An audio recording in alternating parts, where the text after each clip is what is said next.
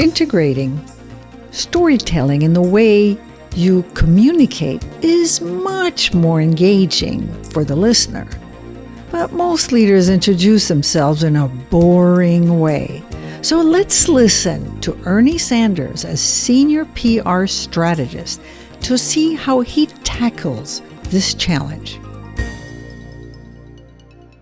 Welcome to the Excellent Executive Coaching Podcast. I'm your host, Dr. Katrina Burrus, and today we're going to interview Ernie Sander. Ernie Sander, welcome. Hi, Katrina. Thank you so much for having me. Yes, so let's start our interview and tell us, how can executives use storytelling to better connect with their audience? You know, it's a great question, and I think we're all sort of led to believe that if we just repeat phrases enough, if we say statements enough, like this company's going to be successful, or I'm a really compassionate person, or we're going to get to 10 million in sales, or that just stating those kinds of things is convincing to people. And I think the reality is that that's not the way you really get people to buy into ideas or believe that you're the person that you say you are. It's through storytelling that gets you there. But it's unfortunately not most people's natural gear. And so they have to kind of train themselves to do more storytelling, even in small ways. And there's ways to kind of ease into it. So tell us a little bit why storytelling is so important. I think that what we don't understand about people is that they are inherently a little skeptical. And so when I say something to somebody, again, about a vision of mine or a personality trait of mine, I think I may say it, but I think that they may not fundamentally believe it. There's nothing for them to hang their hat on. If I've spent 10 years with that person and we have hung out together, we've had dinners together, or gone to the bar together, then we know each other and they know what I'm really all about, when they know that when I say something that I really mean it. But if they don't really know me, if let's say they started working with me 3 months ago, or they're newer than that, they don't have any real reason to listen to what I'm saying or to trust what I'm saying. And so I think we need a way to pull people into what we're saying, to get their engagement and get their buy-in. And so it's that sort of push-pull concept. Like if I'm a manager at an organization and I have people who report to me, I can, of course, just say, hey, I'd like you to do this, or I'd like you to do that, or we're as a team, we're going to do this, or we're going to do that. And because they work for me, they sort of need to listen to what I say. But that's not the way you get, again, real buy-in for people, or get real trust and credibility with people. That's not the authenticity. And so I think stories create that deeper level of engagement with people and that connection that becomes so important with your customers, with your colleagues, with potential partners, kind of with anybody. So tell us 3 personal stories that leaders need to tell about themselves. Well, you know, I think that all stories kind of want to answer a few fundamental questions. And so it's sort of like, who am I? Why am I here? And where am I going? And I think a lot of the story prompts that you would come up with would help to kind of inform those questions. And when I say 3 stories, I don't think there's a magic number. It could be 5, it could be 2. The point is that you should start getting comfortable with some stories that you have in your arsenal that you can tell that do a better job of illustrating a point than just making blanket statements over and over again. And so one example that I think is really powerful is talk about a time when you overcame a challenge and how it changed you. And, you know, maybe it was a tough work relationship or a stretch goal or a new assignment. I, for example, broke my neck playing football in high school, and sports were kind of my life at that age. I was a sophomore in high school. And that time where I was wearing a halo cast and I was walking around school, and I had plenty of friends, luckily, but, you know, everybody was laughing at me. They were initially first, of course, sad and wanted to make sure I was okay. But then I was wearing this ungainly traction, and I had shirts that I had to cut to fit the traction. I had this halo cast on my head. You know, people were laughing at it, and it gave me a lot of chance to really think. It was, 6 months or so of my life when I couldn't really play sports, and some of the sports that I wanted to play later on, I couldn't ever play again. So that whole time gave me a lot of chance to think about things that were important to me in terms of relationships and life goals and stuff like that. And so that's an example of a challenge that changed me. And I think everybody has those things in life where something that you didn't predict happened to you and it kind of redirected you a little bit. I think that's one prompt that's important for people. So one of the stories is to explain how you overcame a challenge. What are the two other personal stories you need to tell? So again, I'll pick three, but I can give you a couple more. And I don't think this isn't the definitive list, but just to give you some examples, I think one important question for people is, why did you choose the career that you chose? Why are you in this job? What's the source of your passion and your energy and your commitment to what you're doing? How is this not just a job for you? And I think everybody has those stories about, maybe it's something that happened to you when you were 5, maybe it's something when you were 25 and you were starting out in your career and you were trying to figure out what you're doing and something clicked for you when you were in this industry or in this company or had this relationship with a coworker that was profound in terms of your professional development. And so you kind of want to figure out what were those pivot points in this line of work that made you think, or even well before you got to this line of work, that made you think, this is it for me. This is where my passion is. And this is where I'm going to be special and have a secret sauce. I think that's the second one. Okay, so where your passion is. I know you said several times that you have more than 3, but maybe give us one more example. Okay. I think it's important for leaders to have a group story of some kind. An example of when you played a role in a group setting and the impact that it had on you and on the group. Because I think that's partly what leadership is about, right? And so we work with a leader in my company. I work at a communications agency. And one of the members, one of our clients, is a very senior sales guy. And he, during COVID, when we were all working at home, was really missing the in-person activity. He's a sales guy, so he gets his energy from being out and about and talking to people and shaking hands and learning from people. And he wrote a story about sort of towards the tail end of the pandemic. I know we're not quite through the pandemic yet, but sort of deep into the pandemic when people were starting to get out and do things again. And he led a team from his company in the mangrove swamps of southern Florida. And they did, as part of a volunteer effort, they picked up trash. And then they all were kind of covered in mud and they all gathered at a restaurant and they talked about the day. And he wrote a really great story just on LinkedIn about why this was a really powerful moment for him, but this kind of group bonding of being together for a greater purpose, having conversations that you wouldn't necessarily have on Zoom, hearing feedback about the company that you probably wouldn't hear in a virtual setting because people had a comfort level with each other. He wrote a really nice, sweet story about how this kind of experience is what was really missing during the last year and a half when we were all stuck at home. And I think it really captured something that's important to him, but also the way he interacts in a group and the way he helps to kind of lift the group to become something different than they are individually. I see. So one, the challenge the person has gone through. Second, show their passion, that they're doing what they really love to do. And the third is how they interact with a group of people and what makes it significant. Exactly. Right. Correct. Wow. Okay. But then once you have all these stories, as a leader, I would say, then how do you build your brand and how do you amplify it? Yeah, that's a really good question because they're two separate things. I think the stories start to help you build it, as you said. And I think the amplification happens through different ways that you share it, right?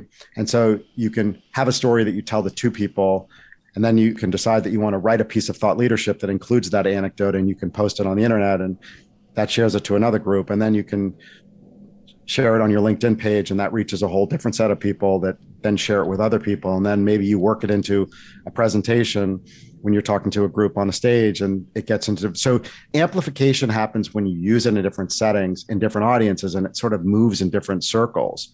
And I think, the great thing about these stories is they become kind of units for a lot of, once you work out these stories, it's worth really spending some time and thinking, what are these key moments for you and these instances that have helped shape you? Once you have those, you can use them in lots of different settings. So not only in public settings, but you can use them one-on-one if you're mentoring somebody and you want to help them understand what work is really like or what shaped you, how you get more resilient at work, any of these things that people are really fascinated about who are aspiring leaders.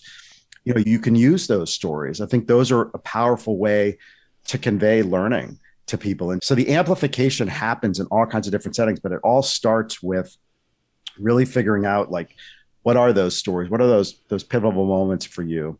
And I should just say, because I think some people are intimidated by either sharing parts of themselves or thinking that has to be something, hugely cinematic and they have to have a 20-minute presentation where they talk about themselves.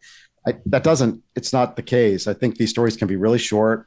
I actually sometimes think these stories don't even need to be about you. I mean, of course, if it's a personal story, then it should be about you. But if you're trying to convey something that's important to you, like a trait or a value, you can tell a story that's always really stuck with you about a leader that had that same trait and why that story is always stuck with you and why it's important to you. And I think just sharing a story about somebody else and your analysis of it and the detail around it, I think is a way of conveying a piece of yourself without actually conveying a piece of yourself. And so there's ways to do it. I mean, I think ultimately, you want to have the courage to build up to sharing something about yourself. I think leaders really want to be authentic these days, and being, one of the first things about the authenticity is being open and being a little vulnerable and sharing parts of yourself. Some of it that holds you in the light as a really successful person. Some of it that maybe showcases that you have some warts or you have some imperfections and you make mistakes too. And so I think that's all part of leadership in my mind. So you've given us the content of what storytelling is and how it can promote your brand. But in what circumstances do you tell these stories? Because if you go to a cocktail party, you start that with that story, or you have them sort of like really well understood and talked and then just slip it in a conversation? Yeah, I think it's a great question, because I think you don't want to be one of these robots that just like somebody says, "Oh, what's your name?" And you say, "I'm Katrina." And then you just jump into a story. Of course, that doesn't make any sense, right? There's no context there. But what you'll be surprised about is that if you have these stories in your mind and you're looking for opportunities to share them, there's way more opportunities than you think. I mean, oftentimes when people ask you questions, they're not asking for direct answers to those questions. They're looking for you to shed some light on those questions in whatever way that you want. And so if somebody says to you, they might ask you something as straightforward as, what do you like most about your job? In which case you can talk about your passion for your job. But they might say, where do you think your business is going, for example? And you can answer that really literally and say, I think that we're going to have, 2x sales growth this year and 3x sales growth the year after, and we're going to double our customer base. Like, you can answer it very literally like that. Or you can say, you can have that be, that's a great question.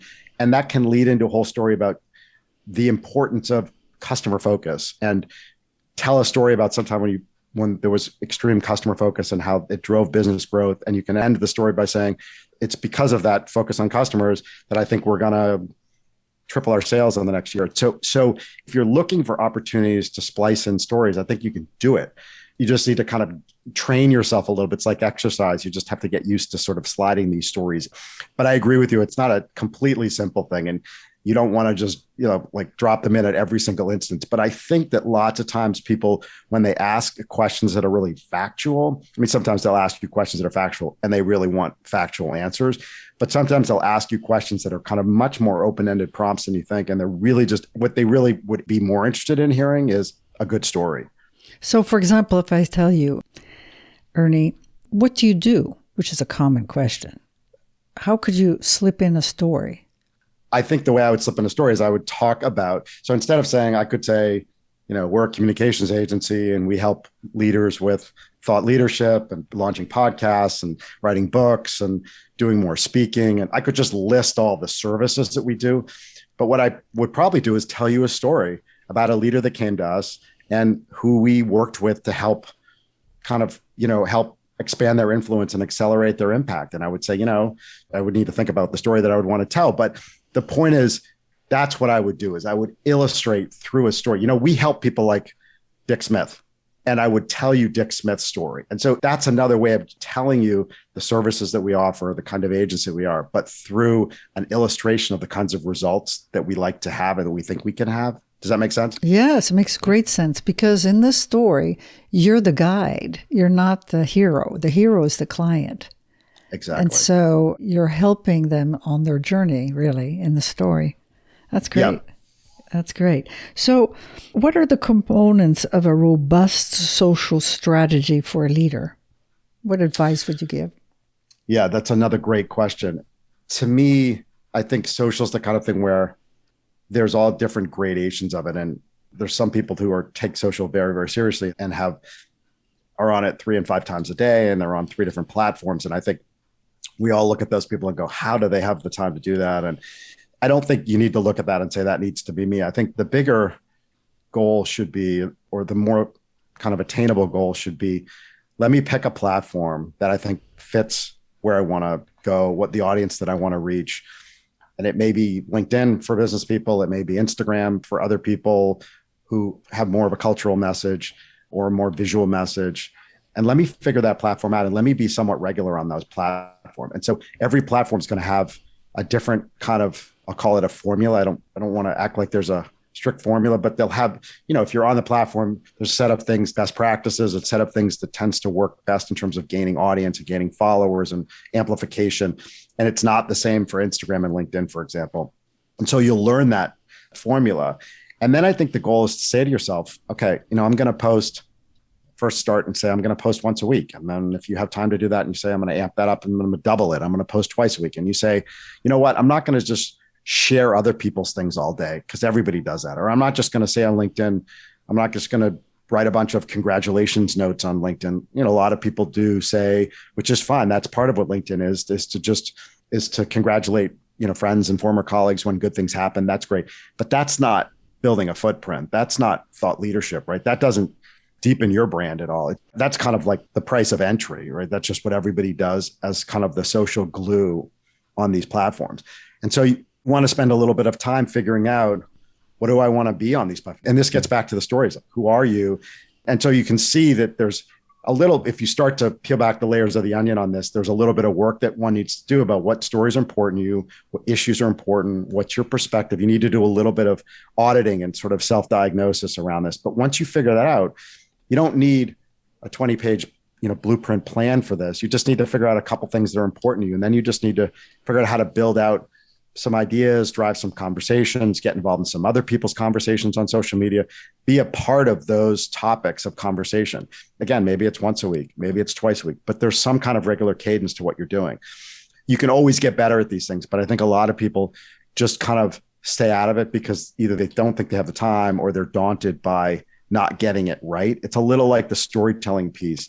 It's like, I don't think my stories are so good, so I'm just going to bag the whole thing together, all of it. And I think that's really the wrong approach. I think it's important to do, and you don't have to be perfect at it. You just have to give it your best shot. Great advice. So, of course, the next question I'm very interested in, it's why are podcasts an important outlet for executives? Well, I'm sure I don't need to tell you this, having a successful podcast as you do, but I think I'm a little biased because I have a newish podcast, as yours I think has been around, but I have a newer podcast. And so I'm a little biased to have to admit up front, but I think podcasts are great opportunities for conversation, for immersive conversations like the one that we're having here, where we're really going back and forth on something that's important and we're each able to kind of contribute. And so I think podcasts are a great opportunity for people to really get their views across, not in a soundbite way, but in a much more fully fleshed out way. Of course, good podcasts edit things down, so they're not going on and on and on for 2 hours, but they take, extended chunks of really useful, thoughtful, funny, whatever the goal of the podcast is. They take really good chunks of that material. And it's just a great opportunity for executives and other leaders to be driving those kinds of, to be participating in and driving those conversations. And I think as a listener, there's so much multitasking that you can do. It really fits our lifestyle. You can be working out at the gym. You can be taking a road trip. You can be dropping your kids off somewhere. You can be walking the dog, and you can be listening to podcasts at the same time. So it really fits my consumption patterns too. It does not require 100% full focus to extract a lot of really useful information from them. Yes. And when I interview leaders, I make sure that they know what they want to say and encourage them to have a 20-minute conversation as if they're talking to their employees. And then They can put it on their website. They can share it. They can, all these questions that you've said, what is the challenge of the company? Why the leader does what it wants, and, how they interact with their people and engage people, that they can do on a podcast and then share it. So it tells a little bit more what the company's all about. So that's a possibility as well. Yeah. And I think there's a lot of leaders that we work with that are really comfortable with audio, and they really like I work with one leader that likes to record audio messages for like thought leadership, but instead of writing it, like his perspectives on the industry in audio messages that he sends around to clients and would-be clients. Like he has a circle of sort of his network. And that's interesting. I had never seen that before, but I think audio is also a medium that some people are just really comfortable in. It's very convenient. And so people use it for that kind of stuff too, instead of a newsletter or instead of an email. I think it's really great. And how much time do they spend on the podcast? Let's say the Excellent Executive Coaching podcast is 20, 25 minutes, 30 maximum. Any recommendations there for these leaders? In terms of people launching their own podcasts, or you mean in terms of my favorite podcasts, or? No, in terms of the leaders that want to promote their brand as a leader and, let's say, share it with their company. Oh, I see what you're saying. I think 20 minutes is probably plenty long for if it's just one person talking.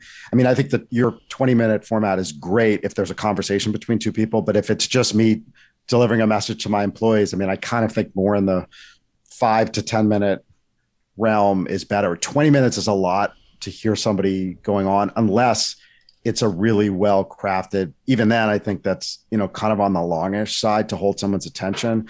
TED Talks which are the height of crafted presentations, are like 18 minutes or something like that. And again, those are ones that have been like worked on and practiced and stuff. So I would keep that in mind as, something you don't want to go past. Yes, very good point. Well, we've come, unfortunately, at the end of the podcast. So where can people get a hold of you? I work at a company called Pioneering Collective. And so I'm available there at pioneeringcollective.com. My email address is esander, Sander, at pioneeringcollective.com. And I'd love to hear from any listeners who have follow-up questions. This communications topic is obviously one that I'm really passionate about. Thank you so much for having me on and giving me an opportunity to talk about it. Thank you so much for sharing your knowledge and your experience. It's super. Thank you. Hope to do it again, Katrina, soon. Yeah. Take care, Ernie. Okay, bye-bye. Thank you for listening to the Excellent Executive Coaching Podcast. You can subscribe to all future podcasts at excellentexecutivecoaching.com. Join us each Wednesday to learn more about the latest trends in leadership techniques and bring your coaching to the next level.